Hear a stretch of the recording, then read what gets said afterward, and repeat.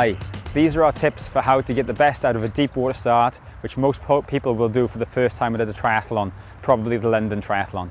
Most athletes might start their race in a vertical position, but the best way to do it is to start it in a horizontal position. That way you're ready for when the gun goes and you won't have people swim over your back.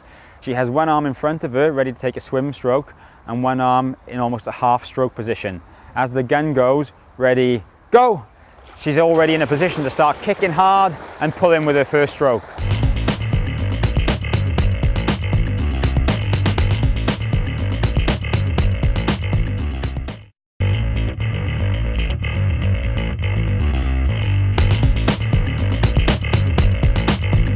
I'm now going to talk you through the swim to bike transition. Helen's going to demonstrate it and how you can practice it in your back garden. Helen's kit's laid out next to her bike in the most efficient way for her to have a quick transition. As Helen's running into transition, she's already undoing her wetsuit and folding it off to her waist. She's taking the wetsuit off her arms, down past her waist. As it gets past her waist, she uses her feet to take the wetsuit off the remainder of the way.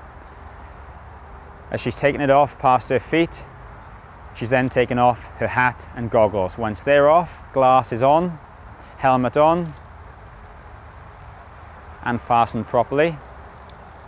Then bike shoes on and done up nice and tight, ready for the cycle. She grabs the bike and runs out of transition. In that transition, you notice that Helen put her bike shoes on while she was stood next to the bike. That's the best way to perform a transition for beginners and people who are less confident with putting their bike shoes on while riding. If you're an experienced cyclist and you're used to handling your bike, then what you can do is have your bike shoes already attached to the pedals and then attached to the frame with elastic bands. As you run out of transition, you jump on your bike when you get to the dismount line and then start pedaling and put your feet in your bike shoes while you're riding your bike. But that's only for the more experienced athletes.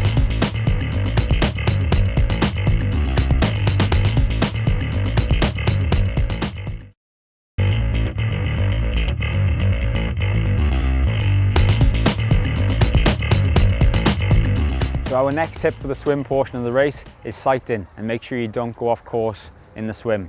It's important to make sure you know where you're going in the swim and you stay on course.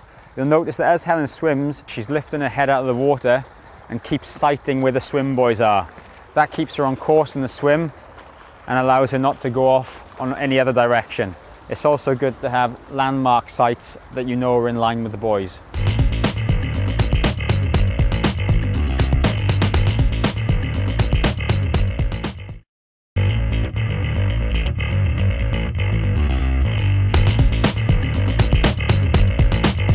Hi, in this video I'm going to talk you through on how to get the best transitions and how you can practice them at home. Helen will demonstrate and I'll talk you through it.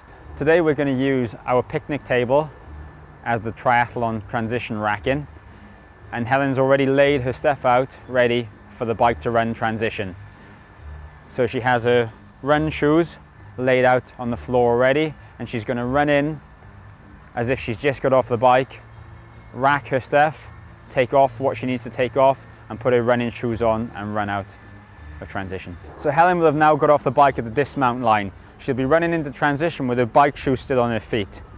She'll rack her bike, take her bike shoes off, then unclip her helmet. Once she's taken her bike shoes off, she'll put both her running shoes on, which have already got talcum powder and Vaseline in, and then she's off. You may have noticed during the transition that Helen didn't use any normal laces when she put her running shoes on. Helen used elastic laces in the running shoes. You need to have practiced with elastic laces if you're going to use them. If you have them too tight, they can hurt your feet and be very difficult to get on.